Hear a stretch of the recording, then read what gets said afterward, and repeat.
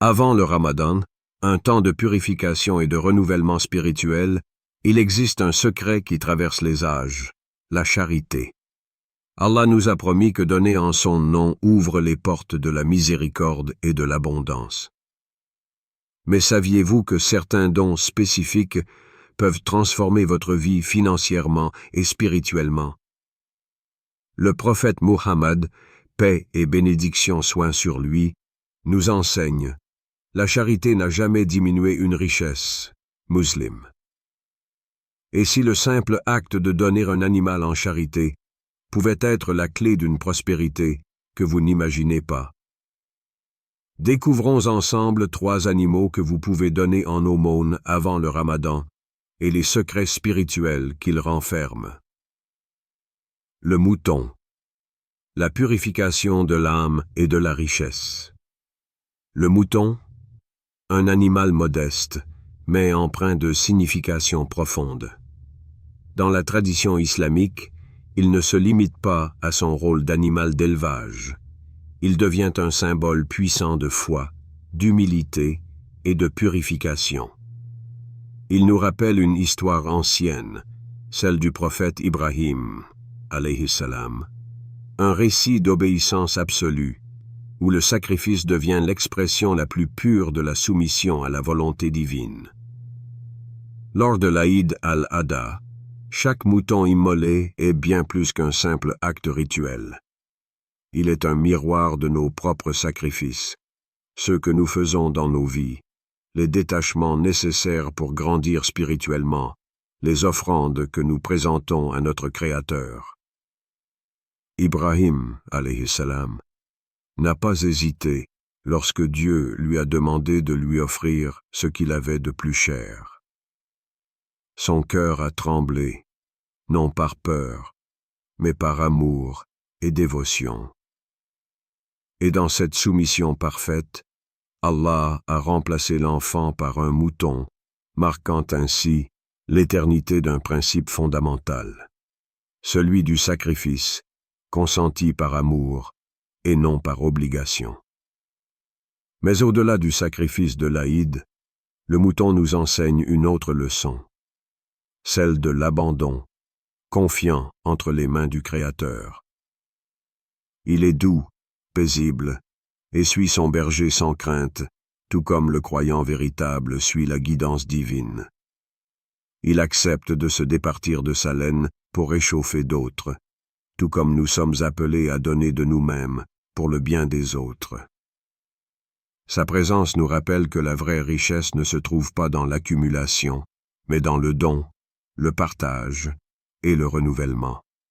Ainsi, le mouton devient un maître silencieux, un guide spirituel qui, par son humilité, nous apprend à nous délester du superflu, à faire confiance à Allah, et à comprendre que chaque sacrifice, lorsqu'il est fait pour lui, devient une porte vers une élévation intérieure.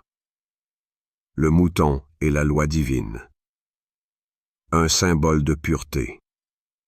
Dans l'islam, la richesse est un test, une responsabilité confiée par Allah, et non une fin en soi.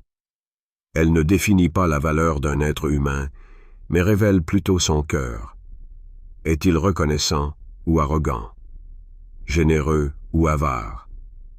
Tout ce que nous possédons est un dépôt, une amana, et l'usage que nous en faisons détermine notre élévation spirituelle ou notre déchéance. Le mouton, par son sacrifice, nous enseigne une vérité essentielle. La véritable abondance ne réside pas dans l'accumulation, mais dans le partage. Lorsque nous donnons en charité, sadaka, ce n'est pas une perte, mais un gain. Le prophète Muhammad, paix et salut sur lui, a dit: la charité n'a jamais diminué une richesse. Muslim. Le sacrifice du mouton lors de l'Aïd al-Adha est bien plus qu'un rituel. Il est un rappel vivant que tout ce que nous avons est temporaire, et que c'est en donnant que nous nous purifions. De la même manière que la laine du mouton le protège, mais finit par être tondue pour le bien d'autrui, nos biens, ne sont pas destinés à être gardés jalousement, mais à être utilisés pour répandre le bien. Ainsi, chaque acte de générosité, chaque sacrifice consenti pour Allah est une porte ouverte vers une richesse bien plus grande, celle du cœur, de l'âme et de l'au-delà. Lorsque l'on offre un mouton en charité, ce n'est pas simplement de la viande que l'on donne, mais une part de nous-mêmes.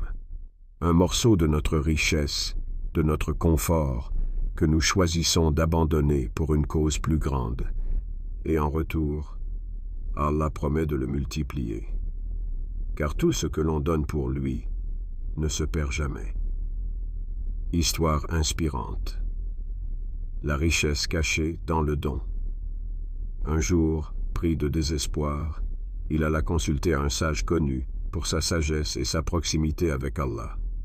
Il lui exposa son problème. « Ô sage, j'ai bâti un empire, mais aujourd'hui tout s'effondre. Mon commerce décline, mes biens se dissipent, et mon cœur est envahi par l'angoisse. Que puis-je faire ?» Le sage l'observa un instant, puis lui demanda calmement, « Dis-moi, combien de fois as-tu partagé ta richesse avec ceux qui en avaient besoin ?» L'homme baissa les yeux, hésitant. Il avait donné, certes, mais toujours avec une crainte secrète de manquer. Le sage sourit doucement et lui raconta cette histoire. Un jour, un berger menait son troupeau à travers le désert. Il vit un homme affamé, assis sous un arbre, épuisé par la faim et la soif. Pris de compassion, il lui offrit l'un de ses moutons. Plus tard, alors qu'il atteignait un marché, un marchand le vit et lui offrit 10 moutons en échange d'un service simple. Le berger, surpris, réalisa que son acte de générosité lui avait été rendu au centuple. Puis, le sage ajouta, « La richesse, mon frère, est comme l'eau d'un fleuve. Si tu la laisses couler, elle nourrit les terres et revient sous forme de pluie. Mais si tu la retiens, elle devient un marécage stagnant. Donne, et Allah te redonnera au-delà de tes espérances. » L'homme riche rentra chez lui, méditant ces paroles. Ce jour-là, il décida de changer. Il commença à donner sans peur, à aider sans attendre de retour. Peu à peu, il remarqua un changement. Ses affaires reprirent, son cœur s'allégea, et une paix intérieure qu'il n'avait jamais connue s'installa en lui. Ainsi est la loi divine. Celui qui donne ne perd jamais.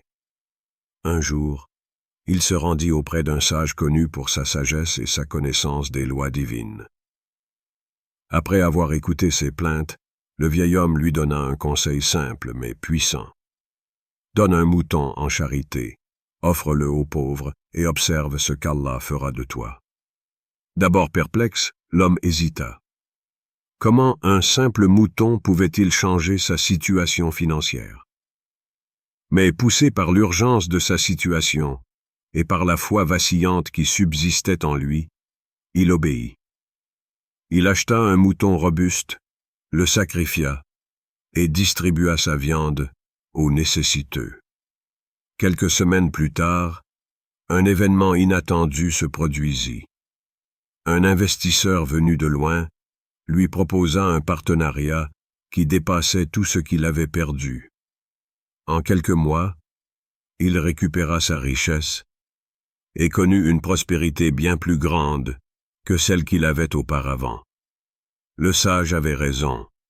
L'homme avait semé une graine dans l'invisible, et Allah, dans sa promesse, l'avait multipliée.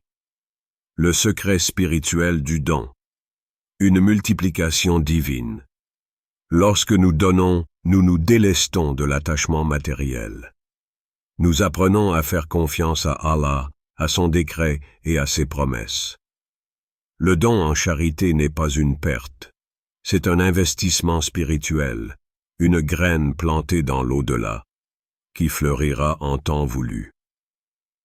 Allah dit dans le Coran, « Ce que vous dépensez dans le bien, il le remplace, et c'est lui le meilleur des pourvoyeurs. » Sourate Saba, 34-39. Chaque don que l'on fait dans cette vie, chaque sacrifice que l'on accepte, revient sous une forme bien plus grande et plus bénie. L'effet peut être immédiat ou différé, mais la promesse divine est une certitude. Croyez-vous en la promesse divine? Nous vivons dans un monde où donner est souvent perçu comme une perte, où l'accumulation est glorifiée et où la peur de manquer nous pousse à garder pour nous-mêmes. Mais posez-vous cette question. Croyez-vous que donner ne diminue jamais la richesse? Avez-vous déjà fait l'expérience de donner et de voir quelque chose d'inattendu vous revenir en retour? Une bénédiction, une opportunité, une paix intérieure que l'argent ne peut acheter. Avant Ramadan, réfléchissez au pouvoir du don. Offrir un mouton, c'est bien plus qu'un simple geste de charité. C'est une porte qui s'ouvre vers l'abondance divine. Qu'allez-vous donner aujourd'hui? Dans les temps anciens, la chèvre était l'animal des démunis. Plus résistante que le mouton, elle survivait aux terres arides, nourrissant son maître de son lait. Discrète et modeste, elle était le compagnon fidèle des plus humbles. Mais ce que peu réalisent, c'est que cet animal, bien que simple, porte en lui un secret puissant, la multiplication de l'abondance, l'humilité de la chèvre et la bénédiction d'Allah. Le prophète Muhammad, paix et bénédiction sur lui, nous a enseigné que la valeur d'un don ne repose pas sur sa quantité, mais sur la sincérité avec laquelle il est offert. Un jour, une femme vint voir le prophète, avec une simple poignée de dattes à donner en aumône. Certains autour d'elle sourirent, trouvant son offrande bien modeste. Mais le prophète la regarda avec bienveillance et dit « Préservez-vous du feu, ne serait-ce qu'avec un morceau de dattes. » Cette parole nous rappelle que ce qui semble insignifiant aux yeux des hommes peut être grand aux yeux d'Allah. Dans un village reculé, une vieille femme possédait une seule chèvre. Son lait était son seul bien, sa seule source de nourriture et d'échange. Un jour, un voyageur affamé frappa à sa porte, épuisé par la route. Sans hésitation, elle lui donna tout le lait qu'elle avait, sans penser à elle-même. Le lendemain, à son réveil, sa chèvre donna plus de lait que jamais auparavant. Les bénédictions d'Allah ne se mesurent pas en richesse matérielle, mais en abondance spirituelle. Ainsi, donner une chèvre, une simple goutte de lait ou une poignée de dattes peut surpasser en valeur le plus grand des sacrifices, si cela vient d'un cœur sincère. Le prophète Muhammad, paix et bénédiction sur lui, nous a enseigné. Préservez-vous du feu, ne serait-ce qu'en donnant en aumône la moitié d'une datte. Baghiba. Sahih al-Bukhari. Si une simple datte donnée peut sauver une âme, imagine la valeur d'un animal vivant, qui nourrit et soutient une famille entière. Histoire inspirante. La veuve de Damas et la chèvre du destin. Dans un village reculé de Damas, une veuve vivait seule avec son fils. Son unique richesse était une chèvre qu'elle trayait chaque matin pour vendre le lait au marché. C'était son seul moyen de subsistance. Un jour, alors qu'elle comptait les quelques pièces gagnées, un orphelin vint frapper à sa porte. Ses vêtements étaient en haillons, son regard empli de détresse. « Mère, je n'ai rien mangé depuis 2 jours. » Le cœur serré, la veuve observa sa chèvre. Elle savait que vendre son lait le lendemain lui permettrait de survivre encore un jour de plus. Mais elle savait aussi que cet orphelin avait besoin d'elle maintenant. Dans un élan de foi, elle prit la corde de sa chèvre, la tendit à l'orphelin et dit « Prends-la, elle est à toi désormais. Elle t'apportera ce dont tu as besoin. » L'orphelin, les larmes aux yeux, accepta le don avec gratitude et s'en alla. La veuve retourna chez elle, le ventre vide, mais le cœur empli d'une paix profonde. Quelques jours plus tard, un marchand de passage s'arrêta dans le village. Il cherchait un endroit où se reposer et fut conduit chez la veuve. Apprenant son histoire et touché par sa générosité, il lui fit don d'un troupeau entier de chèvres, lui assurant ainsi une richesse bien plus grande que ce qu'elle avait perdu. Allah avait multiplié son aumône, comme il l'a promis dans le Coran. L'exemple de ceux qui dépensent leur richesse dans le sentier d'Allah est celui d'un grain qui donne 7 épis, à chaque épi 100 grains, et Allah multiplie la récompense pour qui il veut. Surat al-Baqarah, 261. La véritable nature de l'abondance. L'histoire de cette veuve illustre une vérité profonde. La richesse ne se mesure pas à ce que nous gardons, mais à ce que nous donnons. L'acte de charité n'appauvrit jamais. Au contraire, il attire les bénédictions divines et ouvre les portes de l'abondance.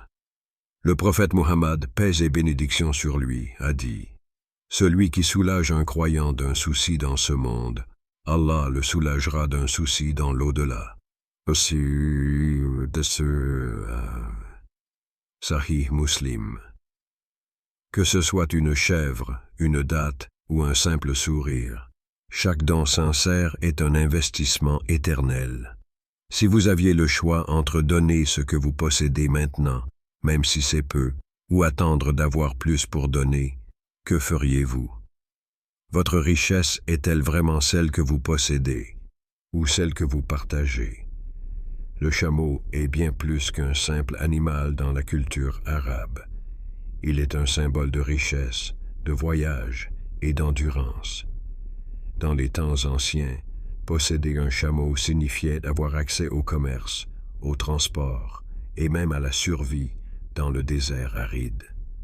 Mais ce qui est plus noble encore, c'est de donner un chameau en charité, un acte qui dépasse le simple don matériel, pour devenir un véritable témoignage de foi et de confiance en Allah. Une histoire inspirante. Le marchand et le livre du destin. À la Mecque, il y avait un riche marchand du nom d'Abdullah. Chaque année, quelques jours avant le Ramadan, il avait une tradition bien particulière. Il achetait un chameau robuste et le donnait en charité à une famille pauvre. Certains le regardaient avec admiration, d'autres avec incompréhension. Donner un chameau était une immense générosité, une fortune pour celui qui le recevait. Mais un jour, le vent tourna. Un mauvais investissement, des dettes inattendues, et soudain, Abdullah perdit tout ce qu'il possédait. Les marchands qui jadis l'appelaient « frère » détournèrent le regard. Son magasin fut saisi, ses esclaves libérés et ses coffres vidés. N'ayant plus rien, il erra dans les ruelles sombres de la ville, honteux de ce que le destin lui avait réservé. Une nuit, alors qu'il cherchait refuge dans une petite mosquée, il trouva un vieux carnet posé sur l'un des bancs de prière. Intrigué, il l'ouvrit et lut une phrase qui le marqua profondément. Ô serviteur d'Allah, chaque chameau donné te reviendra sous une forme que seul Allah connaît. Ces mots résonnèrent en lui comme une promesse divine. Les larmes lui montèrent aux yeux. Avait-il perdu espoir en Allah? Avait-il oublié sa promesse? Le lendemain matin, alors qu'il errait sans but dans le marché, un homme vêtu d'un long manteau vint à sa rencontre. « Es-tu Abdullah, le marchand qui donnait des chameaux en charité ?»« C'était moi, autrefois, » répondit-il tristement. L'homme sourit et lui tendit une bourse lourde de pièces d'or. « Mon père était une de ces familles qui avait reçu un chameau de ta part. Grâce à cela, nous avons pu commencer un commerce et prospérer. Aujourd'hui, je suis devenu l'un des plus grands négociants de la région. Et je rends simplement ce qu'Allah a multiplié pour nous. »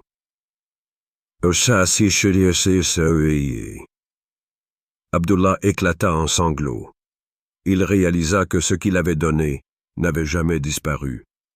Allah l'avait simplement gardé pour le lui rendre au moment où il en aurait le plus besoin. Verset du Coran. La multiplication divine. Allah nous enseigne dans le Saint-Coran: ceux qui dépensent leurs biens pour la cause d'Allah ressemblent à un grain d'où naissent 7 épices, à 100 grains par épi. Et Allah multiplie à qui il veut, et Allah est immense et omniscient. Surat al-Baqarah 2, 261. C'est une loi spirituelle immuable. Ce que nous donnons pour Allah ne diminue jamais. Il est simplement transformé, multiplié, et nous revient d'une manière que nous ne soupçonnons pas. Réflexion spirituelle. Donnez sans peur. Imaginez un instant que vous soyez à la place d'Abdullah. Si Allah vous disait que chaque pièce d'or que vous donnez en aumône vous reviendrait multipliée par 700, hésiteriez-vous encore à donner? La vraie question n'est pas de savoir si nous avons assez pour donner, mais si nous avons assez de foi pour croire en la promesse d'Allah. Et vous, qu'êtes-vous prête à donner en charité avant ce Ramadan, en sachant qu'Allah ne laissera jamais un acte de générosité sans récompense? La charité avant le Ramadan est une clé divine pour attirer la bénédiction. Que ce soit un mouton, une chèvre ou un chameau, chaque don a une signification profonde. Et vous, êtes-vous prête à tester la promesse d'Allah et à voir le miracle de la charité avant l'Aïd? Hadith final. Protégez vos biens en donnant la zakat, soignez vos malades par la charité, et préparez-vous aux épreuves par l'invocation. Bayaki Shoti Po Shao de Baishaki.